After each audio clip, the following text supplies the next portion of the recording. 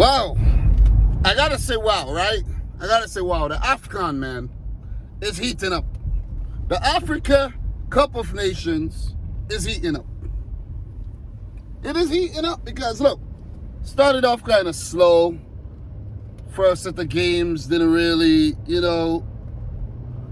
have a lot of goals.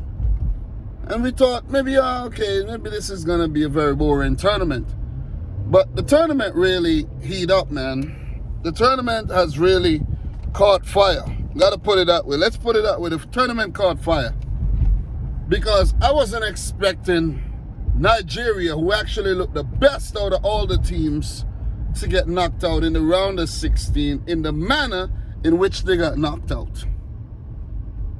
That one was shocking to me. So before I even get into this video, I'd like to say congratulations to Tunisia and congratulations to Burkina Faso, because I didn't predict any of them to qualify for the quarterfinals. So they both qualified for the quarterfinals and will meet in the quarterfinals, where both teams will fancy their chances of going on to the semis. Yeah, one of these teams are going to be in the semis, man. So just keep an eye out. Just keep an eye out on these teams. Look, let's start with the Burkina Faso Gabon game. The game finished 1-1 after extra time, with Burkina Faso winning 7-6 on penalties. Their penalty takers, were the more quality, and their goalkeeper also came up with a save. So you got to give it to their goalkeeper, Herve Kofi, for, the stellar job he did in goal, and for those acrobatics he did at the end. You got to give it to you got to talk about that. But Burkina Faso throughout the match looked more assured than Gabon. They really did. They fashioned the better chances. They had a penalty to Bertrand Traore that he hit the crossbar. I don't think that was a penalty, by the way. I think that was very soft, and that should have never been given a penalty. But Issa Kabore, man, oh man, woo! That guy was good on the day, and he's on the books of Man City on loan at Troyes right now. And I don't know if he has a future at City, but goddamn, he's good. He's damn good for a 20-year-old. He's good. But Bertrand Traore, after the penalty miss, he did score in the 28th minute, set up by Dango Ouattara, who is a young and upcoming footballer, and you got to keep an eye out on him, man. He had a quality game. That was a great pass, and Bertrand Traore slotted in. Look, Obisa did get sent off for Gabon, and that really affected the team. But did it affect the team negatively, or did it affect the team in a way that it gave them sort of a do-or-die attitude, knowing that if we don't score here, we're going to get eliminated? So I think Gabon played well when they went down to 10 men, and they were still in the game and give Burkina Faso a very, very good run for their money.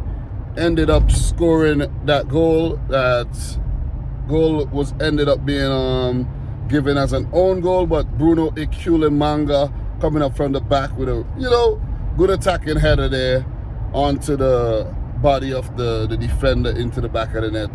And Gabon moved on to the extra time. So look, Amonome, you got to give it to their goalkeeper Amonome as well. He was brilliant. Pulled off a few big saves. Not a few, a lot of big saves.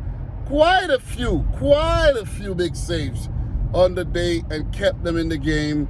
But overall, I think Burkina Faso were the better team, and they deserve the win at the end of the day. They win on pens, 7-6, and it came down to the penalty takers and their quality.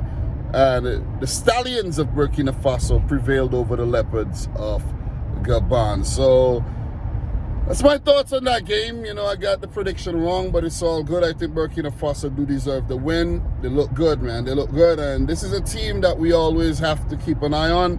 World Cup qualifiers against Algeria. They performed admirably and barely missed out on the third round. So all the best in the rest of the tournament when you meet Tunisia, Burkina Faso. Let's talk about the game. Tunisia 1, Nigeria 0. Like, goddamn, who would have expected this? Tunisia ravaged by the coronavirus right about now.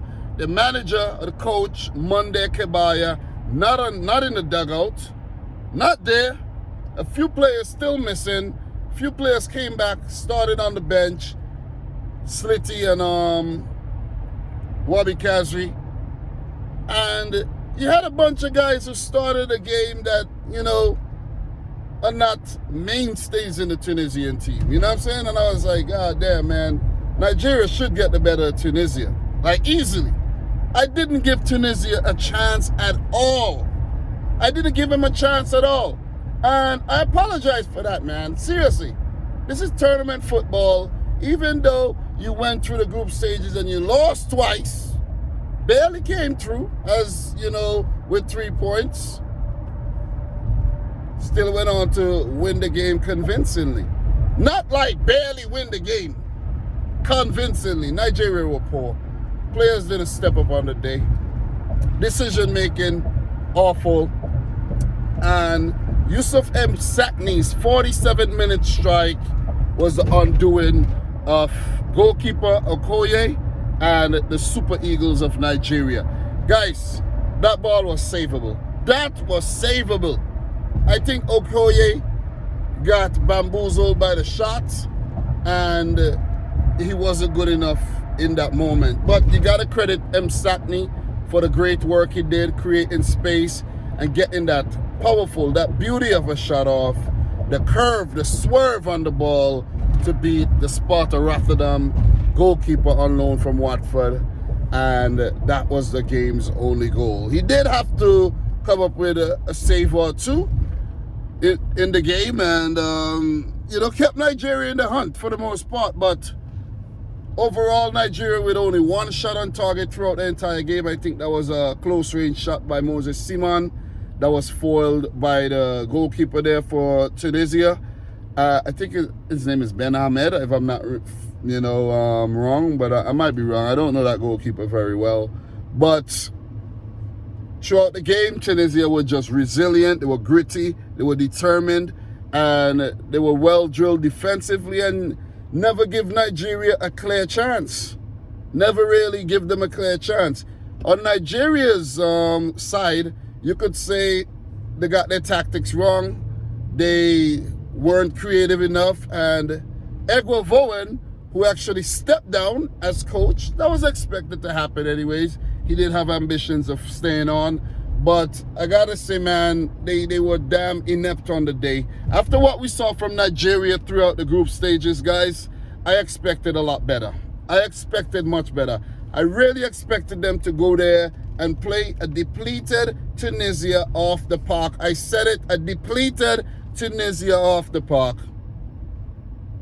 No way Tunisia should have won that game. No way. But they did, and that shows a character, the character of a team. It really does. And I always talk about how Tunisia are the sleeper team in African football or even the world, where not most people will predict them to qualify for the World Cup or for a tournament, and then they do. And here they go again, you know, proving us all wrong. For the World Cup, they draw Mali.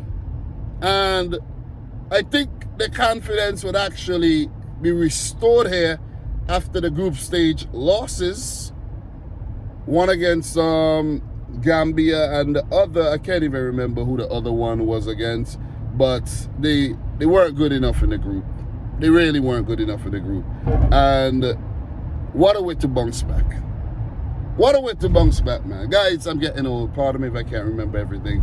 But what a way to bounce back, though. You got to give it to M. Sakni. He was brilliant throughout the game. Slitty came off the bench, and he was really, really lively.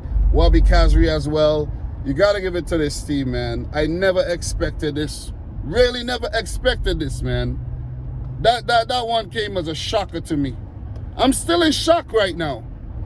I'm still in shock. Like, how did Nigeria lose that game? How? Umar Sadiq did come off the bench and look really lively, really, really threatening. And maybe he should have started ahead of Taiwo Owani, who didn't do a goddamn thing in the game. Iheanacho didn't play well. Alex Iwobi came off the bench and got sent off like immediately.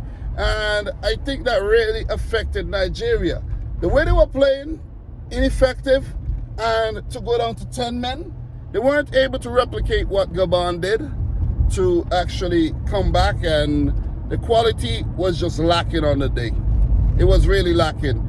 Quality of set pieces from Moses Simon wasn't up to par, and the creativity just wasn't there on the day for the Super Eagles. So it's the Eagles of Carthage who actually move on to the quarterfinals, and they would face the Stallions of Burkina Faso, where they would actually fancy their chances of going through. They would fancy their chances. It would be very difficult to predict against Tunisia right now. Let me just put it that way. But guys, look, I'm running to work right now. You know, got to catch a bus. So thanks for tuning in to this video. Make sure you hit the subscribe button if you're new. Like the video if you haven't yet done so. And from your boy, Dominic Rich, I like to say, peace out. Rich Squad. Peace. More to come on the AFCON, man. It's heating up. It's heating up, baby. Peace.